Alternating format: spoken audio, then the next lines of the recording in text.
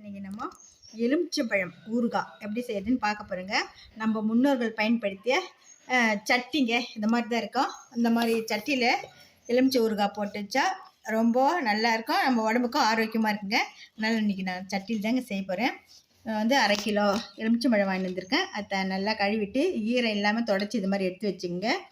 எடுத்து வச்சுக்கிட்டு நம்ம முதல்ல அரிஞ்சிடலாம். அதை பார்த்திங்கன்னா இது மாதிரி உங்களுக்கு எந்த சைஸில் வேணுமோ அந்த வாக்கில் இது மாதிரி 2ஆக பிளந்துட்டு ஒவ்வொரு எலுமிச்சம்பழத்தையும் இது மாதிரி 4ஆக கட் பண்ணிக்கலாங்க. இப்போ இந்த 2 வந்துச்சு, இந்த ஒரு பாதியில் இந்த மாதிரி 4 வந்துருக்கு பாருங்கள். இதை மாதிரி நம்ம கட் பண்ணலாம். இந்த விதையெல்லாம் எடுத்துருங்க, அது உள்ளே இருந்துச்சுன்னா கொஞ்சம் கசப்பு வரும், அதனால் விதையை எடுத்துருங்க. இப்போ இருக்கிறதெல்லாம் நம்ம இது மாதிரியே கட் பண்ணி எடுத்துக்கலாங்க. இப்போ எல்லாமே நம்ம வச்சுருந்த எலுமிச்சம்பழம்லாம் கட் பண்ணியாச்சுங்க. இப்போ இந்த சட்டியில் வந்து கொஞ்சம் உப்பு சேர்த்துக்கணுங்க, நிறைய இல்லை, கொஞ்சமாக சேர்த்துக்கணுங்க. சேர்த்துக்கிட்டு நம்ம கட் பண்ணி வச்ச எலுமிச்சம்பழம் பீஸில் அதை சேர்த்துக்கலாம். சேர்த்துட்டு இது மேலே கொஞ்சம் உப்பு சேர்த்துக்கலாம். உப்பு சேர்த்துட்டு ஒரு முறை நல்லா அது மாதிரி கலந்துடுங்க. இந்த குலுக்கி விட்டால் அதை வந்து இந்த பழத்துக்குள்ளே போயிட்டு ஊறும். இந்த அளவுக்கு இது மாதிரி குலுக்கி விட்டுட்டு இப்போ இதுக்கு மேலேயே கொஞ்சம் உப்பு சேர்த்துக்கோங்க கொஞ்சமாக.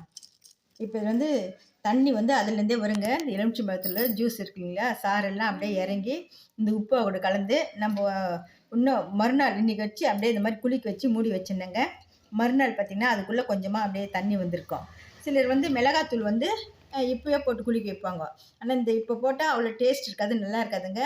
நம்ம இது மொத்தமே 3 நாள் ஊறணும். இந்த 3 நாள் ஒரு நாளாக எடுத்து இந்த மாதிரி குலுக்கி வைக்கணும்.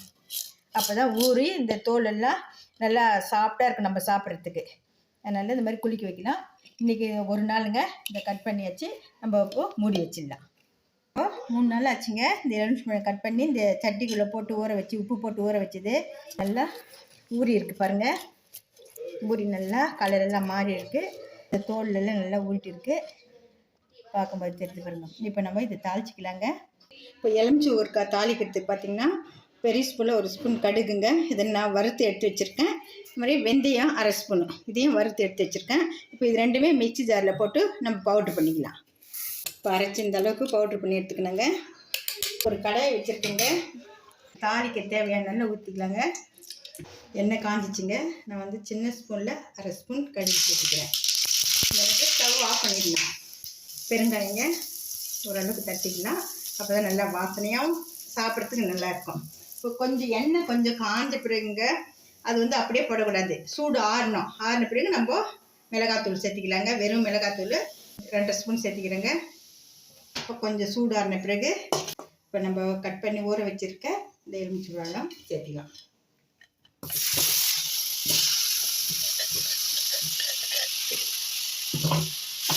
நல்லா இதுலேயே கலந்து விடுங்க.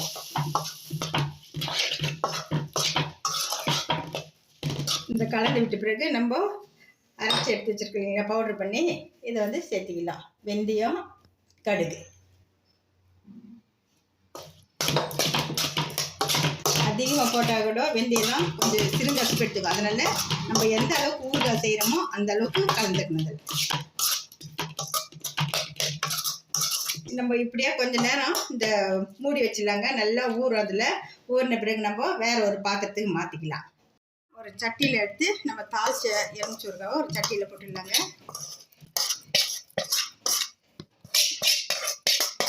இப்போ இதை பார்த்தீங்கன்னா அப்படியேங்க நம்ம அப்படியே மூடி ஊற வச்சுட்டு இதை மூடி வச்சுட்டா நல்லா அதுலேருந்து அப்படியே ஊறி இந்த எண்ணெய்லாம் தானாகவே பிரிஞ்சு மேலே வருங்க. எந்த அளவுக்கு ஊறுதோ அந்த அளவுக்கு இந்த ஊறுகாய் ரொம்ப டேஸ்ட்டாக இருக்கும். பார்த்தீங்கன்னா இது ரச சாதம், சாம்பார் சாதம் இதுக்கெல்லாம் வச்சு சாப்பிட்டா, இன்னும் கட்டு சாதத்துக்கெல்லாம் வச்சு சாப்பிட்டா ரொம்ப நல்லாவே இருக்குங்க. இன்னொன்று பார்த்தீங்கன்னா இந்த ஊறுகாய் வந்து மாசமாகறவங்க ரொம்ப விரும்பி சாப்பிடுவாங்க. மாங்காய் ஊறுகாயோட எலுமிச்சை ஊறுகாய் புளிப்பு தன்மை உள்ளதுனால அவங்க ரொம்ப விரும்பி சாப்பிடுவாங்க. உங்கள் வீட்லேயும் அது மாதிரி எலுமிச்சை ஊறுகாய் செஞ்சு பாருங்கள். இந்த வீடியோ பிடிச்சிருந்தா லைக் பண்ணுங்கள், ஷேர் பண்ணுங்கள், சப்ஸ்கிரைப் பண்ணுங்கள். நன்றிங்க.